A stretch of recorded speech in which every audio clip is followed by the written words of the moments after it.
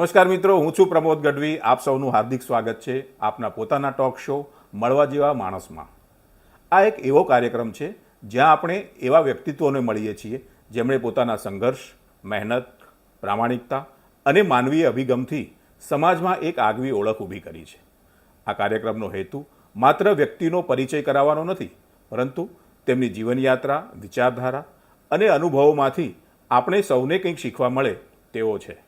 મિત્રો, આજના આપણા મહેમાન એવા અધિકારી છે જેમણે જીવનમાં એક પછી એક નવા પડાવ પાર કરીને સાબિત કર્યું છે કે માણસ પાસે મોટા સપના હોય, સતત મહેનત કરવાની તૈયારી હોય અને હિંમત ક્યારેય ન હારે તો સફળતા એક દિવસ જરૂર તેના પગ ચૂમે છે. પાટણ જિલ્લાના સાતલપુર તાલુકાના નાનકડા એવા બાબરા ગામથી શરૂ થયેલી તેમની સફર, શિક્ષક તરીકેની કારકિર્દી, ત્યારબાદ પોલીસ સબ ઇન્સ્પેક્ટર, પછી મામલતદાર, ત્યારબાદ નાયબ કલેક્ટર અને આજે અધિક કલેક્ટર, ડાયરેક્ટર DRDA મોરબી તરીકેની જવાબદારી. સંવેદનશીલ વહીવટ, સરળ વ્યક્તિત્વ અને લોકો સાથેનો જીવન સંપર્ક એ તેમની ઓળખ છે. તેમની સમગ્ર સફર અનેક યુવાનો માટે પ્રેરણાનું જીવંત ઉદાહરણ છે. તો આવો મળીએ ગુજરાત સરકારના સંવેદનશીલ અધિકારી શ્રી નવલદાન ગઢવી સાહેબને. આજે આપણે તેમની પાસેથી જાણીશું તેમના બાળપણ, શિક્ષણ, સંઘર્ષ, સફળતા, સરકારી સેવાના અનુભવો, જીવન મૂલ્યો, પરિવાર, શોખ, જીવન મંત્ર અને યુવાનો માટેના સંદેશ વિશે.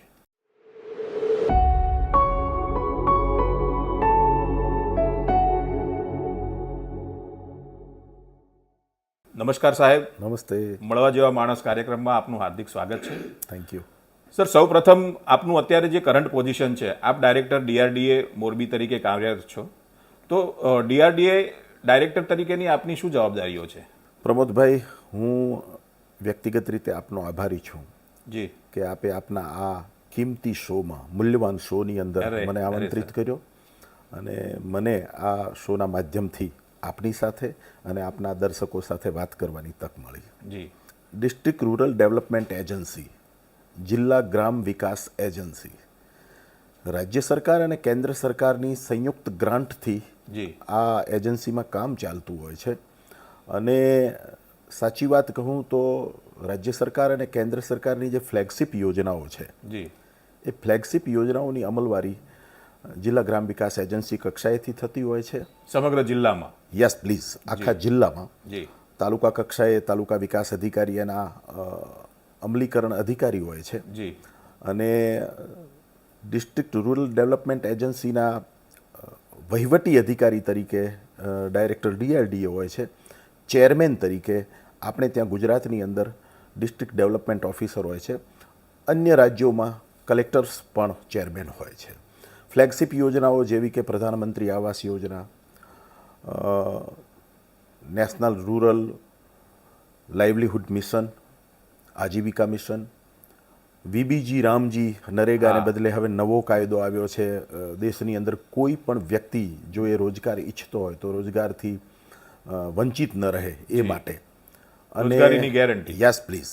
અને ચોથું, સ્વચ્છ ભારત મિશન, લોકોની હેબિચ્યુઅલ ચેન્જ થાય પોઝિટિવલી સ્વચ્છતા પ્રતિ, અને સ્વચ્છતામાં ગ્રામ્ય વિસ્તારની અંદર મદદરૂપ થાય એ માટે નાની નાની મિલકતો નિર્માણ કરવાની હોય.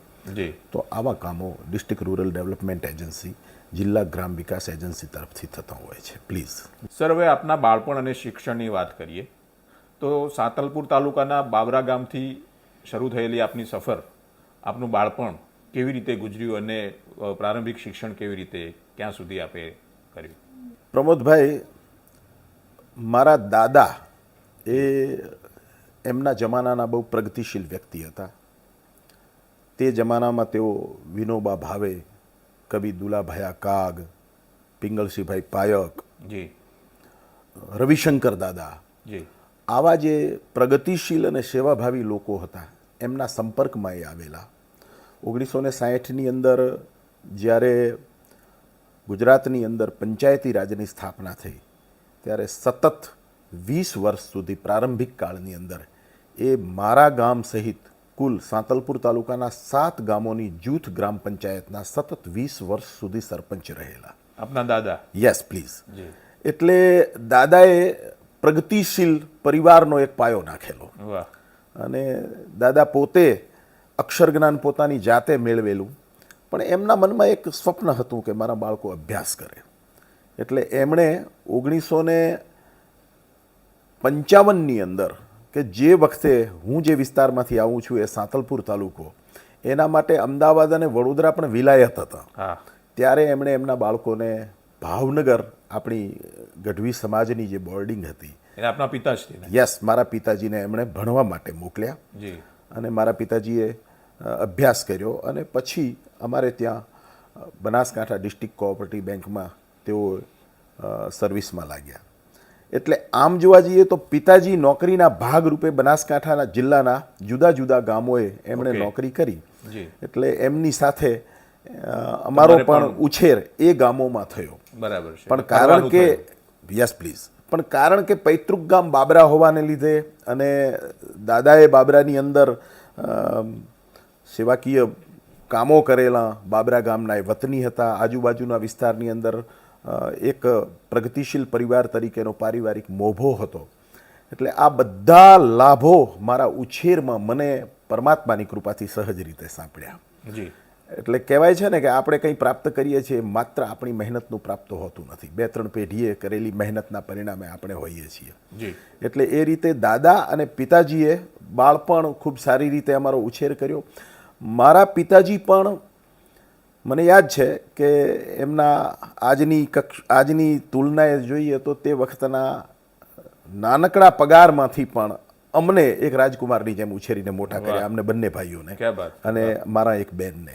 અને માત્ર અમને 3 ભાઈ બહેનને નહીં, પણ એમના ભાઈઓના જે અન્ય બાળકો પણ છે એમને પણ પોતાની પાસે રાખ્યા અને એમને શિક્ષણ અપાવ્યું. આ મૂળ તો એમને પણ એમના પિતાજી એટલે કે મારા દાદા તરફથી જ મળેલો વૈચારિક વારસો હતો. મને યાદ છે કે પપ્પાજી જ્યારે એમની જિલ્લા કક્ષાની કોઈ મિટિંગમાં જાય તો વળતા આવે ત્યારે ચિત્ર વાર્તાઓ, પુસ્તકો લઈને આવે. એટલે અમે નાનપણથી જ એ વાંચન તરફનો અમારો શોખ કેળવાયો. પપ્પાજીને પણ વાંચનનો ખૂબ શોખ હતો. જ્યારે પોતાના ભાઈઓ, પોતાના પરિવારના અન્ય વ્યક્તિઓ ઘેર આવે તો સૌરાષ્ટ્રની રસધાર વાહ. અને કાગવાણી એવા પુસ્તકો પોતે મોટેથી એમને વાંચીને સંભળાવતા. વાહ, ક્યા અને બાત. બધા ભાઈઓ એ સાંભળતા હોય અને અમે પણ નાનપણથી એ સાંભળતા થયા. એ શિક્ષણનો માહોલ નાનપણથી યસ મળ્યો. પ્લીઝ. એટલે મને લાગે છે કે મારા પિતાજીએ જે અમારો ઉછેર કર્યો, અમારા ભાઈઓનો, મારા અન્ય કાકા મોટા બાપુના દીકરા ભાઈઓનો અને ઇવન એમના સગા સંબંધીઓનો, એના પરિણામે અમે અહીં છીએ. એટલે બાળપણની અંદર શિક્ષણનો માહોલ, વાંચન તરફની વૃત્તિ અમારી કેળવવામાં અમને અમારા પરિવારે ખૂબ ભાગ ભજવ્યો. અને આપે કહ્યું બાબરાનું, પણ બાબરા સાથે સાથે પપ્પાજીની નોકરી થરાદ, ઓકે. બનાસકાંઠા જિલ્લાના થરાદ, શિહોરી, ઊણ, વારાહી આ બધા ગામોમાં થઈ. અને એ બધા ગામોમાં જેમ જેમ પિતાજી રહેતા ગયા એમ અમારો અભ્યાસ પણ થતો ગયો. પણ ઘરનો માહોલ વિદ્યા વ્યાસંગી અને શાશ્વત હોવાને લીધે વાહ. પરમાત્માની કૃપાથી આ ભૂમિકાએ પહોંચી શક્યા છીએ. પ્લીઝ. તો આપનું શિક્ષણ ક્યાં સુધી થયું અને એ આપે ક્યાં મેળવ્યું?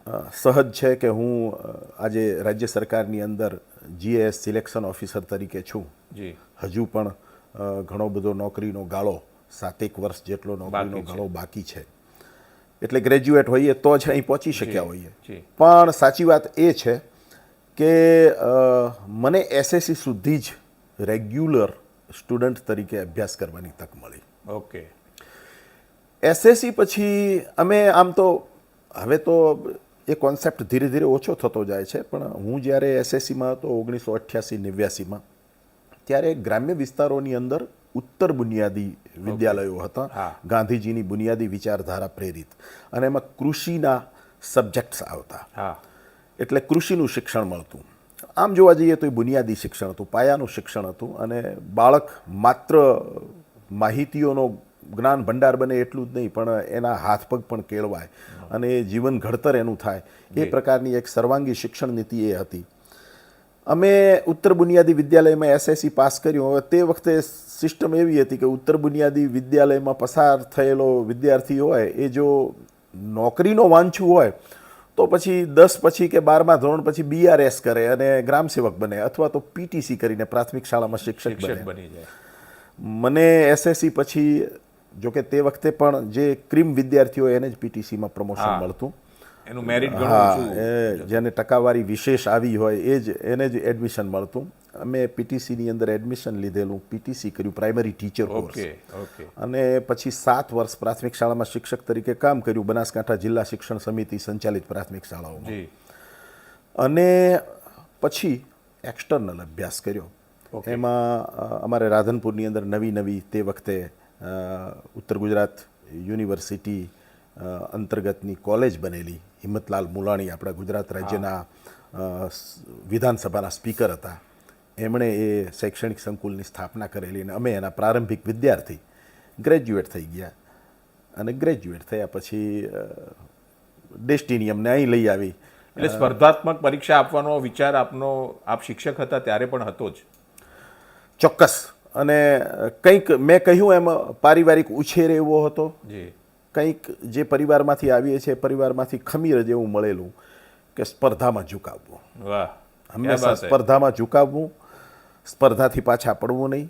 જીવન એ એક સ્પર્ધા જ છે અને માત્ર સ્પર્ધાત્મક પરીક્ષાઓ આપી એટલે ત્યાં સ્પર્ધાઓ પૂરી થઈ એવું નથી. જીવીએ ત્યાં સુધી સ્પર્ધા છે અને સ્પર્ધામાં પાછા ન પડવું એ તો એક ગુણ પારિવારિક રીતે, આનુવાંશિક રીતે અને ઉછેરની રીતે મળેલો છે. પ્લીઝ સર, 2001માં આપ પીએસઆઈ બનો છો, તો એ પીએસઆઈની પ્રેરણા કેવી રીતે મળી? આમ તો કેવું છે કે મારા પિતાજી ડિસ્ટ્રિક્ટ કોઓપરેટિવ બેંકની અંદર વારાહી ખાતે જ્યારે જોબ કરતા. જી. વારાહી અમારે સાંતલપુર તાલુકાનું મુખ્ય મથક. એટલે વારાહીની અંદર એક પ્રોમિનન્ટ સોસાયટી, એમાં અમારું પોતાનું મકાન. અને હું પીટીસી કરીને જે સ્કૂલની અંદર મેં પ્રાથમિક શાળામાં અભ્યાસ કર્યો, હાઈસ્કૂલમાં અભ્યાસ કર્યો, એ જ સ્કૂલની અંદર પ્રાથમિક વિભાગની અંદર શિક્ષક તરીકે કામ કરતો હતો. હવે અમારી સોસાયટીની બાજુમાં જ તાલુકાનું મુખ્ય મથક. ઓકે. એટલે મારા મમ્મી ઘરમાંથી રોજ જુએ મામલતદાર સાહેબ એમની જીપમાં જતા હોય, કચેરીમાં જાય, કચેરીમાંથી બહાર નીકળે, ગામડાઓની વિઝિટ કરે. પીએસઆઈ સાહેબ એમની જીપમાં નીકળે. આ બંને અધિકારીઓનો રૂતબો જુએ, આ બંને અધિકારીઓની કામ કરવાની ક્ષમતા જુએ, લોકોનો એમના પ્રતિનો આદર જુએ. તો મમ્મી મને ક્યારેક કહેતા કે બેટા, ભગવાનની કૃપાથી તું અત્યારે 5 પૈસા રળે છે, શિક્ષક જેવી ઉમદા વ્યવસાયમાં છે, પણ બેટા તું પીએસઆઈ બને, મામલતદાર બને તો મને બહુ ખુશી થાય. ભગવાનની કૃપાથી અને માતા પિતાની દયાથી હું પીએસઆઈ પણ બન્યો, મામલતદાર પણ બન્યો. આજે પણ હું મમ્મીને હસું છું ક્યારેક કે ભાઈ, તે દિવસે તમે એમ કહ્યું હોત કે તું રાજ્યનો મુખ્યમંત્રી બને તો બહુ સારું, તો કદાચ એ હું બની જાત. આ તારા જ આશીર્વાદ છે. એટલે આમ જોવા જઈએ તો અગેન જેવા પ્રકારના પારિવારિક પરિવેશમાંથી આવતા હતા એમાં ટોપ ઉપર રહેવાની તો ભાવના હતી જ, મહત્વાકાંક્ષા તો હતી જ, કલ્યાણમય મહત્વાકાંક્ષા હતી. કોઈની લીટીને ભૂંસીને આપણી લીટી લાંબી કરવાની ભાવ ન હતો, પણ મહેનત કરીને આપણી જે ક્ષમતા છે એટલે પહોંચવું, એવો તો અભિગમ હતો. અને એ અભિગમના ભાગરૂપે જ સ્પર્ધાઓમાં ઝુકાવવાની તૈયારી હતી. સ્પર્ધાઓ પરમાત્માની કૃપાથી ગ્રેજ્યુએટ થઈ ગયા અને સ્પર્ધાઓ આવી, મહેનત કરી અને સિલેક્ટ થઈ ગયા. ઈશ્વરે ઈચ્છ્યું હશે આ ડેસ્ટિનેશન ઉપર પહોંચાડવાનું. પીએસઆઈ તરીકે કેટલો સમય નોકરી કરી આપ? પીએસઆઈ તરીકે હું 1998માં જાહેરાત આવેલી અને 1 મે 2001ના દિવસે પીએસઆઈ તરીકે મને નિમણૂક મળેલી police sub inspector Gujarat police દળની અંદર. અને 9 ઓગસ્ટ 2005 સુધી હું પોલીસ સબ ઇન્સ્પેક્ટર તરીકે કાર્યરત રહ્યો. એટલે લગભગ 5 વર્ષ, 1 વર્ષ તાલીમનો અને 4 વર્ષ મેં ફિલ્ડમાં કામ કર્યું. ઓકે. તે વખતે ગુજરાતની અંદર મોટાભાગના police station PSI police station હતા. એટલે કે પીએસઆઈ પોલીસ સ્ટેશનના ઇન્ચાર્જ અધિકારીઓ હતા, તાલુકાના ફોજદારી વડાઓ હતા. તો મેં કચ્છ જિલ્લાની અંદર જુદા જુદા 3 થી 4 પોલીસ સ્ટેશનોમાં કામ કર્યું. એટલે 5 વર્ષ કામ કર્યું અને ખૂબ જ અગત્યના સંવેદનશીલ પોલીસ સ્ટેશનોમાં પણ સ્ટેશન ઇન્ચાર્જ તરીકે કામ કર્યું. 5 વર્ષ કામ કર્યું. તો સર, પીએસઆઈથી પછી મામલતદાર બનવાનું કેમ વિચાર્યું એ ફિલ્ડમાં?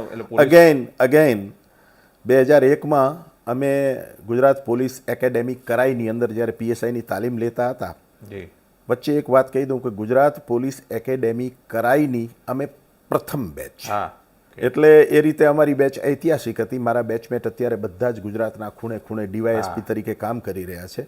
અમે પણ પીએસઆઈ તરીકે કન્ટિન્યુ રહ્યા હોત તો 2018માં કે 2019માં ડીવાયએસપીનું પ્રમોશન મળ્યું હોત ને અત્યારે ડીવાયએસપી તરીકે ક્યાંક કામ કરતા હોત.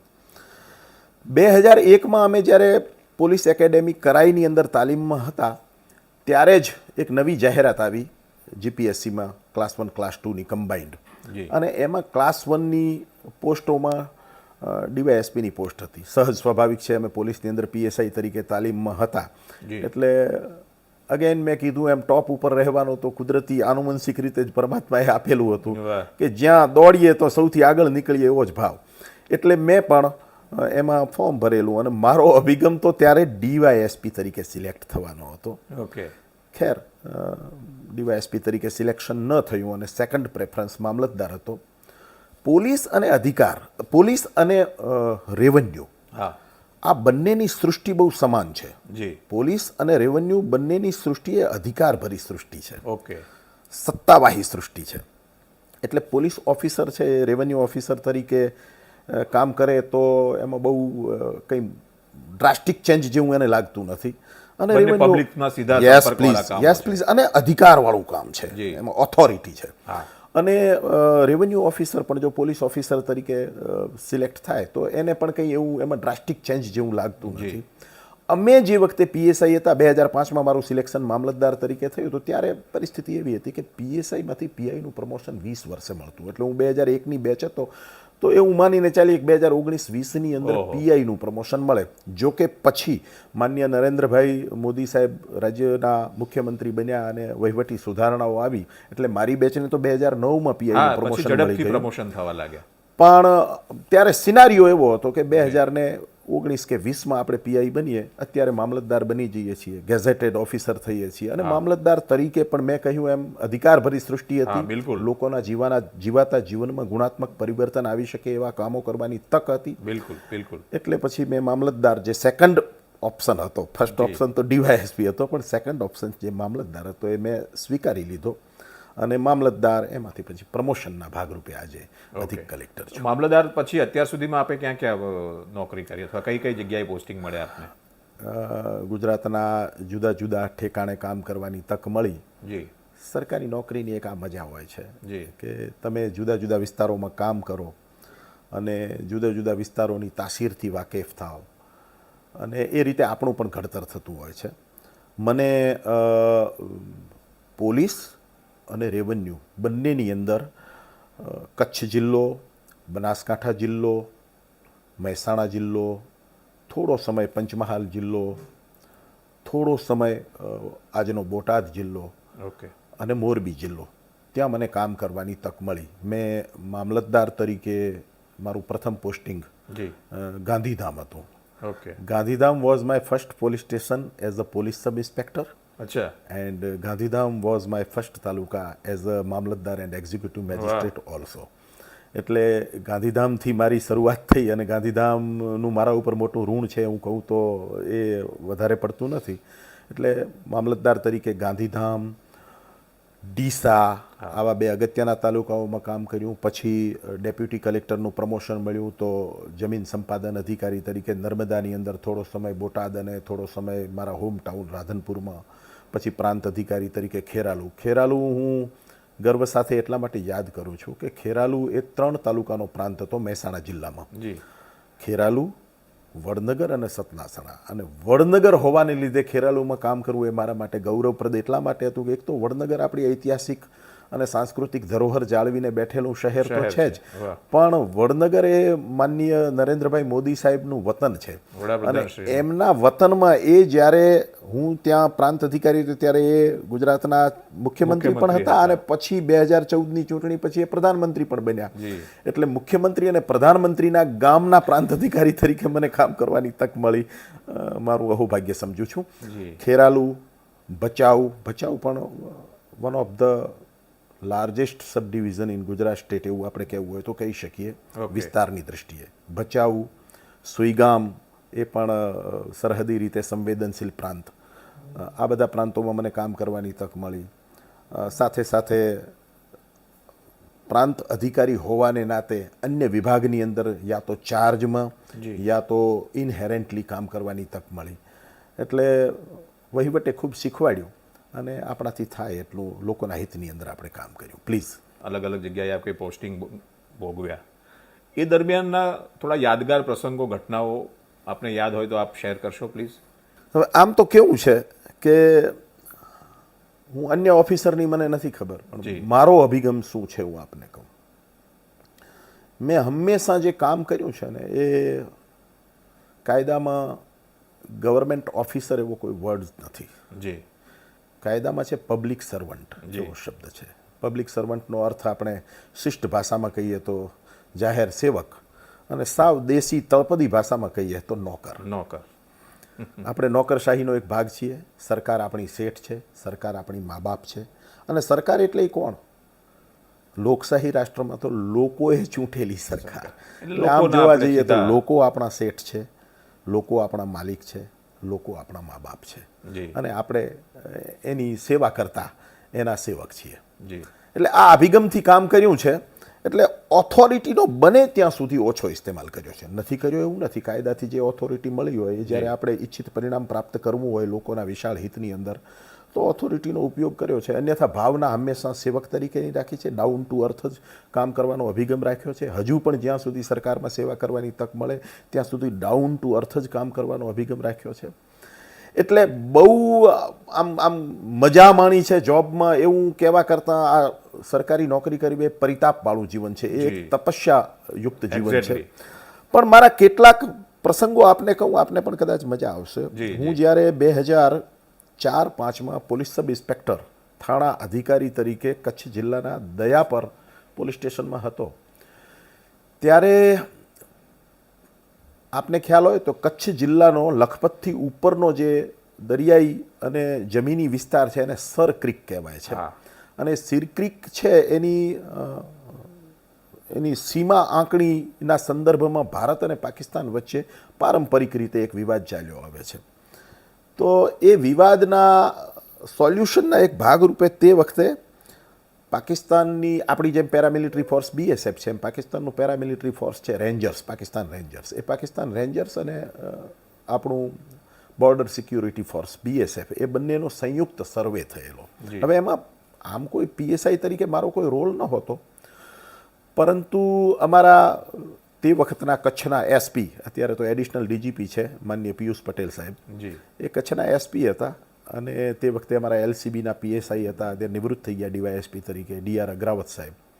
એ બધા ત્યાં આવેલા અને એ છેક બોર્ડર ઉપર ગયેલા. સાહજિક છે હું પણ તે વિસ્તારનો PSI હતો એટલે એમની સાથે ત્યાં ગયેલો. આ છે ને બધા બહુ આમ રોમાંચક અનુભવો છે. આપને કહી દઉં કે કાશ્મીરથી લઈને તે ઠેઠ નારાયણ સરોવર સુધી સીમા ઉપર પિલ્લર મૂકેલા છે, અને એમાં છેલ્લો પિલ્લર 1175 1175 પિલ્લર છે. છેલ્લો દયાપર પોલીસ સ્ટેશનની હદમાં લખપત તાલુકામાં આવે. તો એ પિલ્લરે અમે ગયેલા. અને મારે કહેવું જોઈએ કે ત્યાં ત્યારે કોઈ, અત્યારે પણ મને લાગે ત્યાં પેલી માર્સી લેન્ડ છે એટલે હજી ત્યાં ફેન્સ નથી બની, પણ ત્યારે તો ફેન્સ નહોતી. એટલે અમે પિલ્લર વળોટીને, સામે પણ રણ જ છે, આ બાજુ રણ છે, નો મેન્સ લેન્ડ છે. તો પિલ્લર વળોટીને અમે પાકિસ્તાનની ધરતીમાં ફરી આવ્યા એવું કહીએ તો ચાલે. તો મારા માટે એ યાદગાર પ્રસંગ છે આજે પણ. મને પછી હું મામલતદાર તરીકે સિલેક્ટ થયો તો શશિકુંજની અંદર એક તાલીમના ભાગરૂપે થોડો સમય જુનાગઢ હું ગયેલો. ત્યારે જુનાગઢ શશિકુંજના ડાયરેક્ટર કોઈ મુસ્લિમ સદગૃહસ્થ સાહેબ હતા, કદાચ શેખ સાહેબ એમનું નામ હતું. તો એમણે એમના બધા અમે તાલીમાર્થીઓ હતા એમને કીધું કે ભાઈ તમારા જીવનનો કોઈ યાદગાર પ્રસંગ કહો. તો મેં આ પ્રસંગ કહ્યો કે I was earlier police sub inspector. હું પહેલાં પોલીસ સબ ઇન્સ્પેક્ટર હતો અને મને આ એક તક મળેલી અને હું એ પિલ્લરને વળોટીને પાકિસ્તાનની ધરતીમાં જઈ આવ્યો એવું હું કહી શકું. તો એ હસવા માંડ્યા અને મને કે હા, તો તમને બિયોન્ડ જ્યુરિસ્ડિક્શન જવાની ટેવ છે એવું ને. એટલે આ યાદગાર પ્રસંગ હતો એક. બીજી હું વાત કરું, આપે જો કે મને પ્રશ્ન કર્યો છે કે લોકોના હિતમાં આપે શું કર્યું, એ વાત ઉપર પણ આવીએ છીએ, પણ આ કેટલાક યાદગાર પ્રસંગો કહું છું.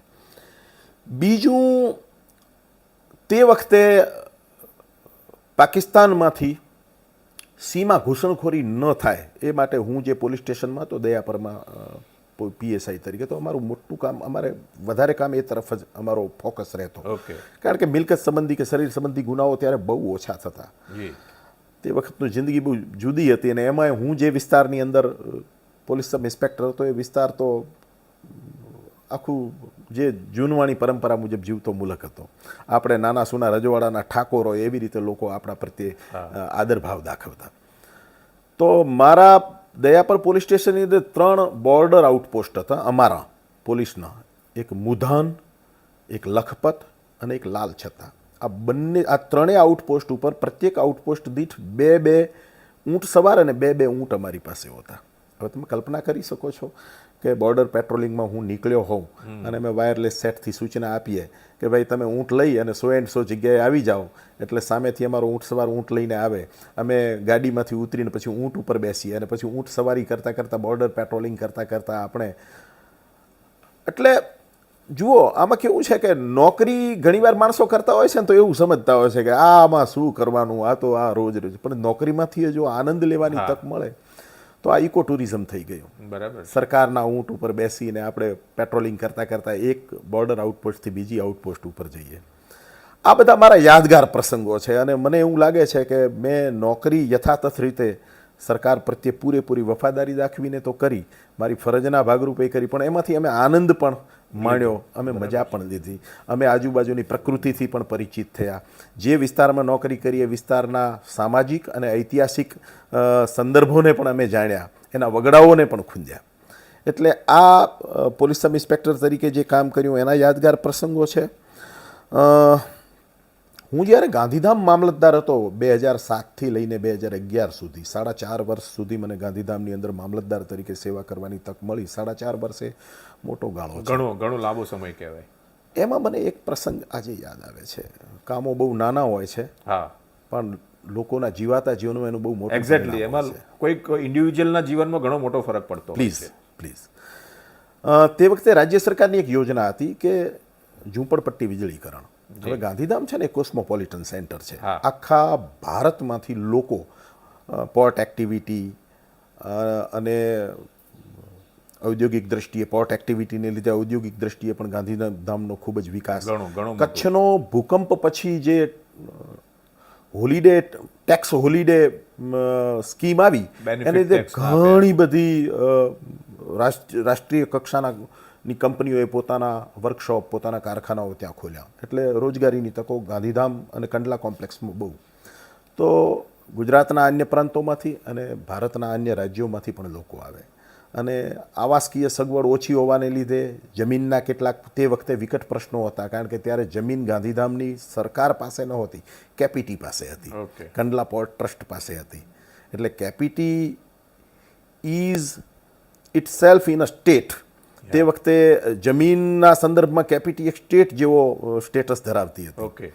તો આ બધા પ્રશ્નોને લીધે ઝૂંપડપટ્ટીઓ હતી અને બનતું એવું કે ત્યાંના જે કેટલાક માણસો હોય ભાઈ લોગ, એ ઇલીગલ ઇલેક્ટ્રિકલ કનેક્શન અપવરાવે એ બધા ઝૂંપડપટ્ટીઓની અંદર, અને પછી એમની પાસેથી દર મહિને 100 રૂપિયા ઉઘરાવે. અમારા ધ્યાનમાં આવ્યું તે વખતના ધારાસભ્ય, અંજાર વિધાનસભા મત વિસ્તારના ધારાસભ્ય માનનીય નીમાબેન આચાર્યએ મને કીધું કે સરકારની યોજના છે, આપણે આવકના દાખલાઓ જો આપીએ તો આ લોકોને આપણી વીજ કંપનીઓ તરફથી કનેક્શન મળે અને એમનું જે શોષણ થાય છે એ અટકી જાય. બરાબર છે. તો અમે એક ટીમ બનાવી અને એક ટીમના ભાગરૂપે એનું સર્વે કર્યું અને પછી માસ ડ્રાઈવના ભાગરૂપે અમે આવકના દાખલાઓ આપ્યા. એને લીધે કેટલાય ઝૂંપડપટ્ટીઓના વીજળીકરણ થયા અને એને લીધે એમનું જે શોષણ થતું હતું એ અટક્યું. માત્ર અમે આવકના દાખલા આપ્યાથી એમને ઘરની અંદર પ્રકાશ ફેલાણો એટલું જ નહીં, એ પ્રકાશ આવ્યો એટલે એમના બાળકો અભ્યાસ કરતા થયા, રાત્રિએ એ લોકો વિશેષ કામ કરતા થયા, બહેનો કંઈક કામ કરતી થઈ, એમની આર્થિક ઉન્નતિ પણ થઈ. મજાની વાત તો એ છે કે તે વખતે આપણી રાજ્ય સરકારની, આજે પણ છે, રાજ્ય સરકારની જે યોજનાઓ હતી કે અમુક ઇન્કમ લેવલથી ઓછું ઇન્કમ હોય તો એને કોઈ ગંભીર બીમારી હોય તો એની મફત સારવાર થાય. તો આપણે આપેલા દાખલાઓથી કેટલાય લોકોના જીવનમાં સુખનું સવાર ઉગી. વાહ. લોકો મારી પાસે 3 કે 4 મહિને 6 મહિને આવે, આંખોમાં જળજળિયા હોય, વાહ. અવાજ ગદગદિત થઈ ગયો હોય, હાથમાં પેંડાનું બોક્સ હોય, સાહેબ તમે આપેલા દાખલાથી મારું જીવન સુધરી ગયું, મારી દીકરીને નવો જન્મ મળી ગયો, એને લીવરની બીમારી હતી, સિવિલમાં સારવાર થઈ ગઈ, એને હાર્ટની બીમારી હતી, સિવિલમાં સારવાર થઈ ગઈ. આ બધી ચીજો એ છે ને. ત્યારે પછી મને થયું કે મારે બનવું તું ડીવાયએસપી, પણ હું બની ગયો મામલતદાર. મને પરમાત્માએ ઉચિત જગ્યાએ મૂક્યો છે. હું મામલતદાર બન્યો તો લોકોના જીવનમાં ગુણાત્મક પરિવર્તન આવી શકે એવું કામ કરવાની મને તક મળી. કામ કરનારી તો સરકાર હતી, પણ અમે નિમિત્ત બન્યા. બરાબર. એટલે આ બધા યાદગાર પ્રસંગો છે. એક વાત મારે ખાસ આપને કહેવી છે, અત્યારે પ્રસ્તુત પણ છે. હું જ્યારે 2020થી લઈને 2022 સુધી બનાસકાંઠા જિલ્લાના, અત્યારે તો વાવથરા જિલ્લો થઈ ગયો નવો, એના સોયગામ પ્રાંતની અંદર સોયગામ પ્રાંત અધિકારી હતો. ત્યારે સુઈગામ અને ભાભર આ 2 તાલુકાની અંદરથી આપણો જે જામનગર અમૃતસર ભારતમાલા પ્રોજેક્ટ રોડ છે એ નીકળ્યો અને એનું સંપાદનનું કામ થયું. મને સંતોષ છે. મેં 100-125 કરોડ રૂપિયા ખેડૂતોને વળતર પેટેના આપ્યા, પણ અમે સિસ્ટમ એટલી બધી સરળ બનાવેલી. પ્રત્યેક ખેડૂતને અમે તારીખ આપી દીધેલી કે તમે આ તારીખે આવી અને અમારી કચેરીએથી તમારા વળતરનો ચેક મેળવી શકશો. માફ કરજો, હું એમ નથી કહેવા માંગતો કે મેં કંઈ ખૂબ સારું કર્યું અને બીજે નહોતું સારું થતું, પણ સામાન્ય રીતે આપણી સરકારી કચેરીઓમાં પ્રથા એવી ચાલતી હોય કે જેને વળતરનો ચેક લેવો હોય એ જાય, અધિકારી હોય ન હોય, ફેરણીમાં ગયા હોય, ફિલ્ડમાં ગયા હોય, અને નથી સાહેબ આજે ચેક લખાઈ શક્યો નથી, તો પોતાની જમીનના વળતરના પૈસા લેવા માટે પણ ખેડૂતોએ 2-3 વાર આંટા ખાવા પડે. મેં 100-125 કરોડ રૂપિયા ખેડૂતોને આપ્યા. કોઈ પણ ખેડૂતને મેં બીજો આંટો નથી ખવડાવ્યો. અમે પહેલેથી એમને તારીખ આપી દેતા, તે તારીખે હું કચેરીમાં બેસતો, એમનો ચેક લખાયેલો તૈયાર હોય, એ જ્યારે આવે ત્યારે એમની પ્રાથમિક ઓળખ અમે કરી લઈએ કે આ એ જ વ્યક્તિ છે, અને પછી એમની હાજરીમાં ચેક ઉપર સહી કરી અને ચેક મેં એમના હાથમાં આપ્યા. આવા 100-125 કરોડ રૂપિયા સોયગામ પ્રાંતની અંદર ખેડૂતોને વળતરના આપ્યા. મને લાગે છે કે આ બહુ મોટી વસ્તુ છે. અને આજે આ પ્રસ્તુત મુદ્દો છે. ખેડૂતોને પોતાના જમીન જ્યારે સંપાદનમાં જાય ત્યારે ઠીક છે, વળતર સારી વસ્તુ છે, એમાં કંઈ ખોટું નથી, પણ જમીન છે એ લોકોના હૃદય સાથે જોડાયેલી હોય છે, તો એનું વળતર એને પૂરતા આદર સાથે, પૂરતા માન સાથે, પૂરતા સન્માન સાથે મળે એ જરૂરી છે. અમે આ કરેલું છે. અને બીજું મેં એક અભિગમ રાખ્યો છે. મેં જમીન રિલેટેડ પોર્ટફોલિયોમાં રેવન્યુ અધિકારી તરીકે હતા, તો ઘણી વખત જ્યારે પ્રથમ માપણી થઈ ત્યારથી જ ઘણી એવી ધાર્મિક જગ્યાઓ કે જે લોકોને પ્રેરણા આપતી છે, જે લોકોને જીવવાનું નવું બળ આપે છે, જે લોકોના શ્રદ્ધાનું કેન્દ્ર છે, એવી ઘણી ધાર્મિક જગ્યાઓની જમીનો પરત્વે જે અનિશ્ચિતતા પ્રવર્તતી હતી, મેં હંમેશા જે વિસ્તારમાં કામ કર્યું ત્યાં આવી કોઈ પણ ધર્મથી નિરપેક્ષ પણ એવી ધાર્મિક જગ્યાઓની જે જમીનો હતી એ કોઈ જમીન માફિયાઓના હાથમાં પડી ન જાય, એ જમીનોનો અયોગ્ય વહીવટ ન થાય, એ માટે હંમેશા કાળજી રાખી છે. અને એવી જમીનોને જો કંઈ નિયમિત કરવાની જરૂર હોય તો નિયમિત રેગ્યુલાઇઝ કરી છે. આવા બધા કામો કર્યા છે અને આનો સંતોષ છે. પ્લીઝ સર, લોકોની સમસ્યાઓ સાંભળતી વખતે આપને સૌથી વધારે શું શીખવા મળ્યું? લોકોની સમસ્યાઓ સાંભળીએ ને પ્રમોદભાઈ, ત્યારે પહેલી વાત તો મને મારા મનની અંદરથી હંમેશા એ પડઘો પડ્યો છે કે એના હકનું છે, એના અધિકારની છે, એને મળવું જોઈએ. અને હું જ્યારે એની વાત સાંભળી રહ્યો છું ત્યારે કોઈ નવલદાન ગઢવી તરીકે નથી સાંભળી રહ્યો, સરકારના એક પ્રતિનિધિ તરીકે સાંભળી રહ્યો છું. હું સરકારનો પગાર ખાઉં છું, સરકારના પગારથી મારું ઘર ચાલે છે, તો સરકારની છબી મારી પાસે રજૂઆત કરનારા લોકોની અંદર ધૂમિલ ન થાય એ જોવાની મારી પ્રાથમિક ફરજ છે.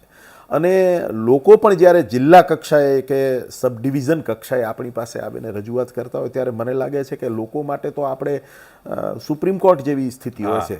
એને તો એમ કહેવાય આથી આગળ હું ક્યાં જાઉં, કેટલી અપેક્ષાઓ લઈને આવે ને લોકો. આ ખ્યાલ હંમેશા મારા મનમાં રહ્યો છે કે આપણે શક્ય ત્યાં સુધી લોકાભિમુખ કામ કરીએ અને રિઝલ્ટ ઓરિએન્ટેડ કામ કરીએ. સરકાર નીતિ બનાવે છે પણ પછી એ નીતિનું અમલીકરણ કરવાનું કામ તો અધિકારીઓના હાથમાં છે, અને અધિકારીઓ જેટલું લોકાભિમુખ રીતે એ નીતિનું અમલીકરણ કરે, સરકાર પણ આ જ અપેક્ષા રાખતી હોય છે અધિકારીઓ પાસેથી. એટલે આવો મારો હંમેશા અભિગમ રહ્યો છે ને ભીતરમાંથી મને હંમેશા આ જ અવાજ આવે છે. અને એક વાત તો સાચી મેં આપને પહેલાં કહીએ કે ક્યારેય કોઈ લોકો મારી પાસે, હું ઓથોરિટીઓ મારી પાસે કોઈ રજૂઆત કરતા હોય, શરૂઆતની અંદર કદાચ યુવાન વય હતી અને નવા નવા સત્તામાં આવ્યા, નવા નવા સરકારે અધિકાર આપ્યા અને અધિકારી બન્યા, તો થોડો સમય એવી ભાવના રહી હશે, પણ પછી હંમેશા એ ભાવના રહી છે કે we are servant, we are public servant. બિલકુલ. આ સામે ઊભો છે એ સર્વન્ટ નથી, સર્વન્ટ હું છું અને મારે એની વાત સાંભળવાની છે. આ અભિગમ કાયમ રાખ્યો છે. સર, એક સંવેદનશીલ અધિકારી બનવા માટે શું જરૂરી છે? આપણી જાતને એ અરજદારની જગ્યાએ મૂકવાનો છે. વાહ. ઘડીભર માટે ભૂલી જવાનું છે કે હું આ ખુરશી ઉપર નથી અને મારે પણ આવા પ્રશ્નો છે અને હું પણ સરકારી કચેરીએ આવી જ રીતે મારી અરજ લઈને જાઉં છું. વાહ. આટલું જો આપણી જાતને ત્યાં મૂકીએ, વચ્ચે એક ટેબલ જ હોય છે, બહુ લાંબુ અંતર કાપવાનું હોતું નથી અને એ કંઈ ઉઠીને આપણે ત્યાં જવાનું હોતું નથી. માત્ર આપણે એક કલ્યાણમય કલ્પના કરવાની હોય છે કે આ ટેબલની પેલી બાજુ હું ઊભો હોઉં તો. હા, અને એવું છે બધા જ કંઈ અરજદારો આવે છે એ સાચા જ છે, એ એના મનની અંદર રાષ્ટ્રભાવના છે અથવા એ ઉમદા આશયથી આવ્યા છે એવું પણ નથી હોતું. એને પારખવાનું હોય છે અને એ પારખ ધીરે ધીરે આવી એ પણ જતી હોય છે, કામને શીખવતું જાય છે. જી. પણ એવા લોકો તો 2-5% હોય છે, 95% તો સાચા જ હોય છે. પ્લીઝ. સાચી વાત છે. અધિકારી તરીકેનો સમયગાળો અથવા જે કાર્યકાળ રહ્યો એમાં આપના પરિવારનો સહયોગ કેવો રહ્યો? ખૂબ જ. આપણી વાતચીતની શરૂઆતમાં જ મેં આપને કહ્યું ને કે જે કંઈ બન્યા છીએ એ દાદા બાપુએ જે સંસ્કાર અને શિક્ષણનો પાયો પરિવારમાં નાખ્યો, પિતાજીએ અને મમ્મીએ, બાઈએ, અમે બાઈ કહીએ છીએ, પપ્પા અને બાઈ, એ બંને જે સાંસ્કારિક શૈક્ષણિક ઉછેર કર્યો અમારો, અને આજે પત્ની અને બાળકો, માતા પિતા, ભાઈ ભાભી, દાદાનો આખો પરિવાર અને સગા સંબંધીઓ, મિત્રો, પરિવાર આમ જોવા જઈએ તો સરકારી જોબમાં આપણે શા માટે આવ્યા છીએ? હા. આપણું યોગક્ષેમ રળવા માટે, આપણું પેટીયું રળવા માટે, આપણને 1 તારીખે જે પગાર મળે છે એ પગાર રળવા માટે. જી. પ્રાથમિક વાત તો આ જ હતી ને. જી. એ કોના માટે? એ પરિવાર. પરિવાર. એટલે અલ્ટિમેટ જે ઉદ્દેશ્ય છે, જે અલ્ટિમેટ પર્પઝ છે એ છે કે હું મારા પરિવારને હેમખેમ એ ગરિમા અને ગૌરવપૂર્ણ રીતે જીવી શકે જોવાની પરિવારના વડીલ તરીકે કે પરિવારના મુખિયા તરીકે મારી જવાબદારી છે.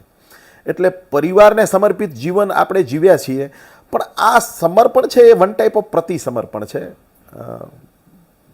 પોલીસ સબ ઇન્સ્પેક્ટર તરીકે મને ખબર છે કે સવારે નીકળતા અને રાત્રે 10-10, 11-11 વાગે ઘેર પહોંચતા, બંદોબસ્તમાં હોઈએ તો 3-3 દિવસે ઘેર પહોંચતા. આજે તો મારા બાળકો યુવાન છે, તે વખતે તો બાળકો પણ ખૂબ નાના હતા. મમ્મી પપ્પાની તે વખતે તો હજી એટલી વયોવૃદ્ધ અવસ્થા નહોતી, એટલે ક્યારેક એ વતનમાં હોય અને અહીંયા નોકરીના સ્થળે હું, મારા પત્ની અને મારા બાળકો જોઈએ. તો મારા પત્ની એકલા હોય. રેવન્યુ ઓફિસર તરીકે પણ ફિલ્ડ ઇન્સ્પેક્શન ખૂબ રહેતું. અચ્છા, આ બંને નોકરીમાં અન્ય વિભાગની નોકરીઓની તુલનાએ ખૂબ જ સ્ટ્રેસ થાય, ખૂબ જ ટેન્શન થાય એવા પ્રકારના મુદ્દાઓ પણ આવતા હોય છે.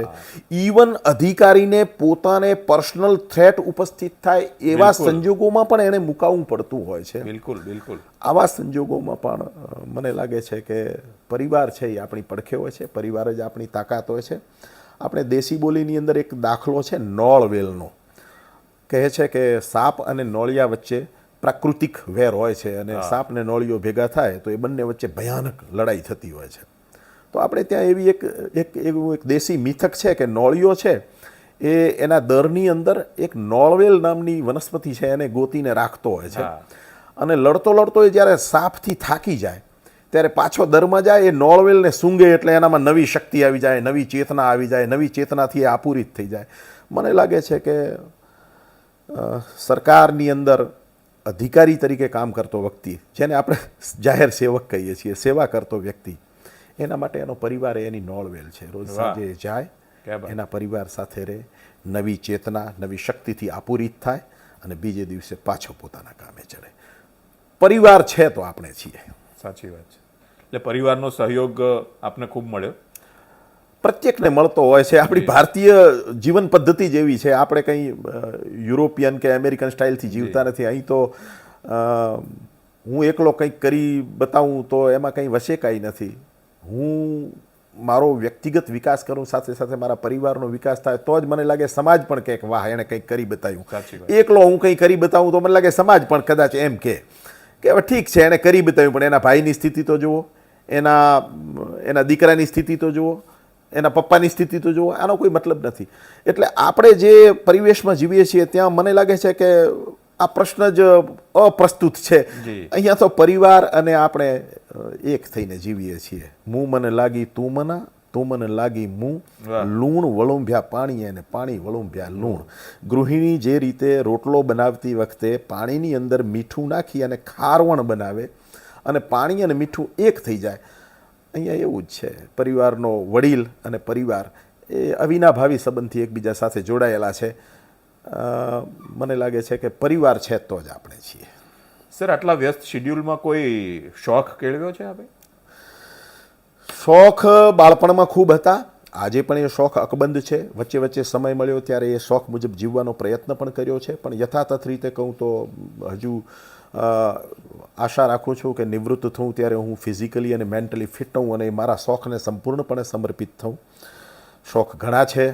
વાંચનનો શોખ બહુ જબરદસ્ત છે જે મને વારસામાં મળ્યો. વાહ. અને આજે પણ ખૂબ વાંચું છું. વાંચવાની તક મને પૂરતી મળે છે. બીજા જે શોખ છે, જેમ કે મને પ્રાકૃતિક ખેતી કરવાનો શોખ છે, પણ હવે અત્યારે હું આ જે વ્યવસાયમાં છું અથવા જે જોબમાં છું એમાં આ કરી સમય શકતો ના આપી નથી. શકાય. નિવૃત્ત થઈશ ત્યારે ચોક્કસ કરીશ. પશુ ઉછેરનો, પ્રાકૃતિક પશુ ઉછેરનો પણ શોખ છે. નિવૃત્ત થઈશ ત્યારે કરીશ. ઘોડે સવારીનો શોખ છે. વચ્ચે મને જ્યારે હું ભચાઉ પ્રાંત અધિકારી હતો ત્યારે ત્યાં મને સગવડતા મળી હતી તો મેં મારી કાઠિયાવાડી ઓલાદની એક સરસ મજાની ફૂલમાળ ઘોડી રાખેલી. ઓકે. આપને નવાઈ લાગશે, એસડીએમ સાહેબ ક્યારેક ક્યારેક ઘોડી ઉપર ચડીને ગામની અંદર મુલાકાતે નીકળતા. તરવાનો બહુ શોખ છે. પણ આ બધા શોખો એવા છે કે યથાતથ આ જે જોબમાં હું છું ત્યાં એને નથી માણી શકતો. આશા કરીએ પરમાત્મા ફિઝિકલી મેન્ટલી ફિટ રાખે અને નિવૃત્તિ પછી મારી ઈચ્છા મુજબનું હું જીવન જીવી શકું. સર, અત્યાર સુધીમાં કોઈ સંઘર્ષ આવ્યો અથવા એ સંઘર્ષ કેવા પ્રકારનો સંઘર્ષ રહ્યો? સંઘર્ષમાં એવું છે કે આમ તો સંપન્ન પરિવારમાંથી આવીએ છીએ હા. એટલે એવો કોઈ સંઘર્ષ દેખીતો સંઘર્ષ નથી. જી.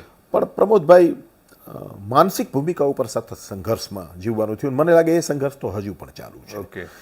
એક તો મારું વ્યક્તિગત પોત એ પ્રકારનું છે કે મને હું જ્યાં છું ને એનાથી બહુ સંતોષ નથી. ઓકે.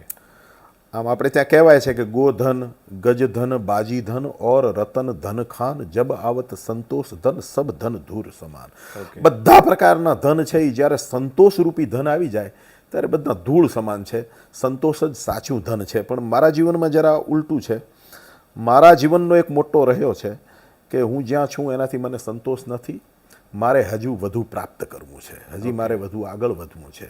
હું જ્યાં છું ત્યાં મારે ઇતિશ્રી માની લેવાનું નથી. આ મારું વ્યક્તિગત પોત જ આ પ્રકારે ઘડાયેલું છે. જી. એટલે આ સૂક્ષ્મ માનસિક સંઘર્ષ તો સતત ચાલુ કે હજી હું આ જે ભૂમિકાએ છું ત્યાંથી એક ડગલું ઉપર ચડવું છે, 2 ડગલા ઉપર ચડવું છે.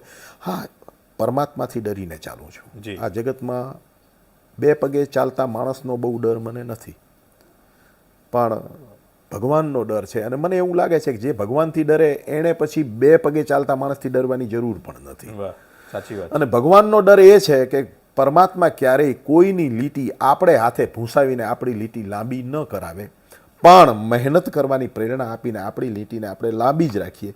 આ જે વિચારધારા છે કે જે છે એનાથી સંતોષ નથી. હજુ કંઈક વધારે પ્રાપ્ત કરવું છે, હજુ વધારે કંઈક કલ્યાણમય ભૂમિકા ઉપર ચડવું છે. એવો સતત સંઘર્ષ કરો. સતત આગળ વધવાનો બીજો કોઈ સ્વભાવ. ફિઝિકલ સંઘર્ષ, બહુ સાચી વાત કરું તો ભગવાને તંદુરસ્તી ખૂબ સારી આપી છે. મેન્ટલી ફિટ છું. સંપન્ન પરિવારમાંથી આવું છું. બિલકુલ. એવો કોઈ વિશેષ સંઘર્ષ નથી. ઠીક છે, સંસારમાં બેઠા છીએ. ભગવાન બુદ્ધે કહ્યું છે, ભગવાન બુદ્ધે તો પાલી ભાષામાં કહ્યું હશે, પણ મેં એ વાત ઓશોના માધ્યમથી સાંભળી. એટલે એમણે હિન્દી ભાષાના એક પ્રવચનમાં વાત કરેલી. ભગવાન બુદ્ધે કહ્યું છે કે ये सारा संसार दुखों से भरा हुआ है, सुख नाम की कोई चीज ही नहीं है. जिनको हम भ्रांतिवश सुख कहते हैं वो 2 दुखों के बीच का शून्यावकाश है, 2 दुखों के बीच का अंतराल है. Okay. जिनको हम सुख कहते हैं. अदरवाइज दुनिया संसार दुखों से भरा पड़ा है. તો પછી સંસારમાં જીવીએ છીએ એટલે એવા સંઘર્ષો તો રહે. ચાલ્યા કરે. સર, આપનો જીવન મંત્ર શું છે અને કોના આદર્શ માનો છો?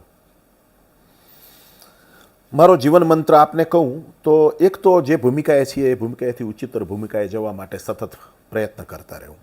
અને એક શબ્દોમાં કહી દઉં, મને આમ તો કર્મનો સિદ્ધાંત બહુ અટલ છે જી. અને આ વિશ્વ છે એ કર્મના સિદ્ધાંત ઉપર ચાલી રહ્યું છે. આપણે જે વિશ્વમાં જે બ્રહ્માંડમાં જીવી રહ્યા છીએ ત્યાં એક્શન રિએક્શન એ વૈજ્ઞાનિક રીતે સિદ્ધ થયેલું તથ્ય છે અને એ જ કર્મનો સિદ્ધાંત. જી. પણ મેં કચ્છની અંદર નોકરી બહુ કરી એટલે કચ્છી ભાષામાં એક દુહો છે, કચ્છના મહાન સંત મેકણનો રચેલો છે. ભલો કેંધા તો થીંધો ભલો, ભલું કરશો તો ભલું થશે. ઓકે. બુચ્છો કેંધા તો થીંધો બુચ્છો, ભૂંડું કરશો તો ભૂંડું થશે. મેકણ છે હી ગાલ્યું પાધરી, મેકણ કહે આ વાતો સીધે સીધી છે, this is the straight way. આમાં હિનમે મૂકે કુલા પૂછો, આમાં મને શા માટે પૂછો છો? ભલો કેંધા તો થીંધો ભલો, બુચ્છો કેંધા તો થીંધો બુચ્છો. એટલે હું પણ એ વતમાં માનું છું. મારો જીવન મંત્ર એ છે, what we give so we receive. મેં જે આપ્યું હશે એ જ મને મળવાનું છે. જી. એટલે જેટલું થાય એટલું સારું કરીએ.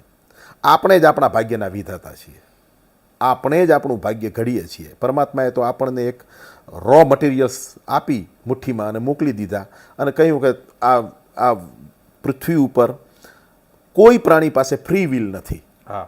તારી પાસે ફ્રી વિલ છે. તને મેં વિવેક શક્તિ આપી. તારી રીતે હવે તું નક્કી કર. તને ક્રોસ રોડ ઉપર મૂક્યો છે, તારે પાશવીય દુનિયામાં જવું હોય તો પાછો જા, તારે વિકાસ કરીને દૈવીય દુનિયામાં જવું હોય તો દૈવીય દુનિયામાં જા. માણસ તરીકે તને મેં ક્રોસ રોડ ઉપર મૂકી દીધો છે અને કર્મનું હથિયાર તારા હાથમાં આપી દીધું. સારું કરતો જા, સારું થશે. ભૂંડું કરીશ તો ભૂંડું થશે. હવે તું જાણે ને તારું કામ જાણે. એટલે મારો જીવન મંત્ર એ છે, what we give so we receive. જેવું આપણે કરીશું એવું પામીશું. કર્મનો સિદ્ધાંત અટલ છે. આદર્શની આપે વાત કરી જી.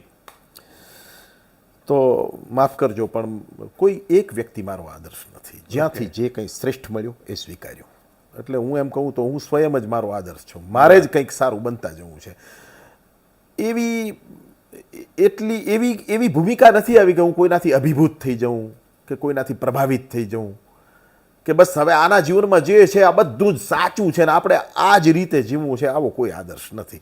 જ્યાંથી જે કંઈ શ્રેષ્ઠ મળ્યું સારું જ્યાંથી એને મળ્યું સ્વીકારી લેવું લઉં. છે. હા, એને સ્વીકારી લઉં. એટલે આમ જોવા જાઓ તો મારી સ્પર્ધા મારી સાથે જ છે અને દેખીતી રીતે કોઈ આદર્શ નથી અને આમ જોવા જાવ તો દેખીતી રીતે બધું જ આદર્શ છે. જ્યાંથી જે કંઈ શ્રેષ્ઠ મળ્યું. ભગવદ્ ગીતાની અંદર 10મો અધ્યાય વિભૂતિ યોગ છે. પરમાત્માએ જે કંઈ આ વિશ્વની અંદર શ્રેષ્ઠ છે તેમાં મારો વાસ છે એવી વાત કરી વિભૂતિ યોગમાં. તો જ્યાં જે કંઈ શ્રેષ્ઠ છે એ સ્વીકારી લો પ્લીઝ. સફળતા માટે સૌથી જરૂરી ગુણ કયો માનો છો આપ? મહેનત અને વિનમ્રતા. ઓકે.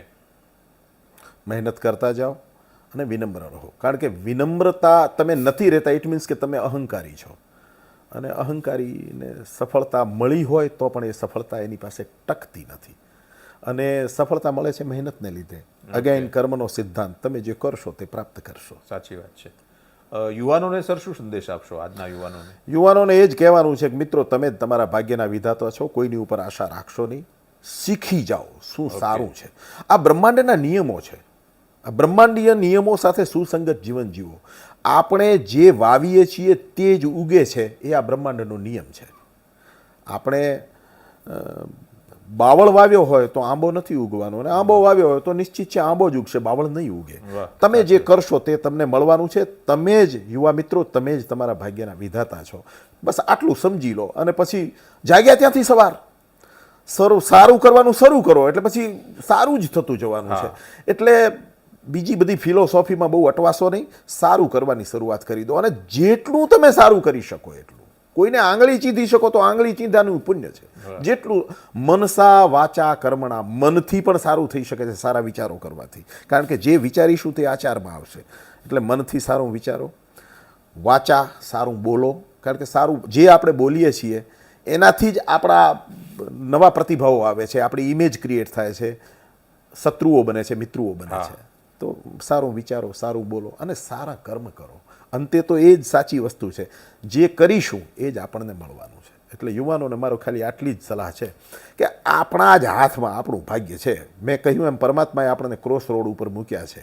હવે તમે ખોટા કર્મો કરો તો પાછા પાશવીય દુનિયામાં જશો, પશુ દુનિયામાં જશો. તમે સારા કર્મો કરો તો મનુષ્યમાંથી દેવ બનશો.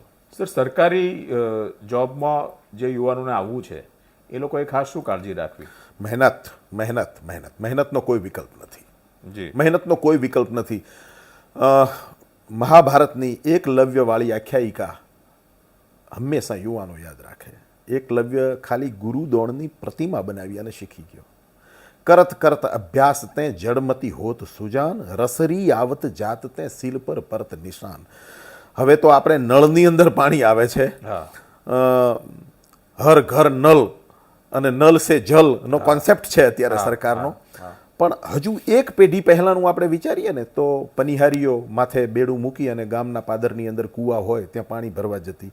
અને કૂવાનો જે પથ્થરનો કાંઠો હતો ને એ કાંઠા ઉપર ખાડા પડી ગયેલા હતા, અથવા તો કૂવાનો જે કાંઠો હતો એમાં દીકરીઓ માતાઓ જે પાણી સિંચે કૂવામાંથી એના દોરડું ઘસાવાથી પથ્થરમાં આંકા પડી જતા. હવે જો સૂતરના તાંતણા, કોમળ સૂતરના તાંતણાનું બનેલા રેસાઓનું બનેલું દોરડું સતત ઘસાવાથી પથ્થરમાં આંકા પાડી દેતું હોય તો માણસ સતત મહેનત કરે તો શું પ્રાપ્ત ન થાય? સાચી વાત. કરત કરત અભ્યાસ તે જડમતી હોત સુજાન. બસ અભ્યાસ કરતા જાઓ એટલે પ્રાપ્ત થશે બધી વાતો. આ ઠીક છે, તક મળી હોય, સગવડ હોય તો કોચિંગ ક્લાસ કરીએ, ક્લાસીસમાં જઈએ. અમે તો કોઈ કોચિંગ ક્લાસમાં ગયા નથી, કોઈ ક્લાસીસમાં ગયા નથી. મેં આપને શરૂઆતમાં કહ્યું એમ SSC સુધી રેગ્યુલર ભણવાની તક મળી, પછી ઘેર બેઠા અભ્યાસ કર્યો, છતાં આટલે પહોંચ્યા છીએ. જી, પ્રાથમિક શાળાના શિક્ષક તરીકે સરકારી નોકરીમાં દાખલ થનાર માણસ, હજુ તો મારે 7 વર્ષની નોકરી બાકી છે સરકાર તરફથી. હજી ભગવાનની કૃપા હોય તો 1-2 પ્રમોશનની અપેક્ષા છે. બિલકુલ. આથી વધારે શું આપે? મહેનતનું પરિણામ છે. બસ મહેનત કરતા રહો. સર, આપની સાથેનો વાર્તાલાપ ખૂબ સરસ ચાલી રહ્યો છે. હવે એક આપણે રેપિડ ફાયર રાઉન્ડ તરફ જવું છે, તો કેટલાક પ્રશ્નો છે એનો આપણે થોડી વિચારવાની તક આપજો. જવાબ આપવાનો છે. તો એક શબ્દમાં નવલદાન ગઢવી. बहुत कुछ करना है अभी बाकी. પ્રિય પુસ્તક? ભગવદ્ ગીતા. પ્રિય લેખક? ઝવેરચંદ મેઘાણી. પ્રિય અધિકારી? આપ ભલા તો જગ ભલા. આપણે સારા હોઈએ તો બધા અધિકારીઓ સારા જ હોય છે, અને હાયર પોસ્ટ ઉપર બેઠેલા બધા અધિકારીઓ સારા છે. મારે માટે કોઈ એક અધિકારી મારા પ્રિય છે એ કહેવું થોડું અઘરું છે, વધારે પડતું છે. જી. પણ બધા સારા જ હોય છે. આપ ભલા તો જગ ભલા. પ્રિય સ્થળ કયું આપનું? મારું વતન રાધનપુર. વાહ. સૌથી મોટું સપનું? હજુ જે છું ત્યાંથી આગળ વધવું છે. હજુ તો શિખરો ઊંચા ને માર્ગ આકરા, ચડવા ચઢાણો તસુ તસુ એકલા. અભી તો બહુત કુછ કરના બાકી है. વાહ. જો સરકારી અધિકારી ન હોત તો શું બન્યા હોત? જાહેર જીવનમાં હોત. ઓકે. ગુજરાતી વિશે એક શબ્દ? જનની જન્મભૂમિશ્ચ સ્વર્ગાદપી ગરીયસી. માતા અને માતૃભાષા એ સ્વર્ગથી પણ મહાન છે. ભારત વિશે એક શબ્દ? રાષ્ટ્રદેવો ભવ. સાહેબ, આજે આપે આપના જીવનના અનેક સંસ્મરણો, સંઘર્ષ, સફળતાની સફર અને જીવનના મૂલ્યો ખૂબ જ સરળ અને નિખાલસ શબ્દોમાં અમારી સાથે વહેંચ્યા. આપની સફર ખરેખર એ વાતનો જીવંત પુરાવો છે કે નાનકડા ગામથી શરૂ થયેલી યાત્રા પણ સતત મહેનત, દ્રઢ નિશ્ચય અને સકારાત્મક વિચારોથી સફળતાના શિખર સુધી પહોંચી શકે છે.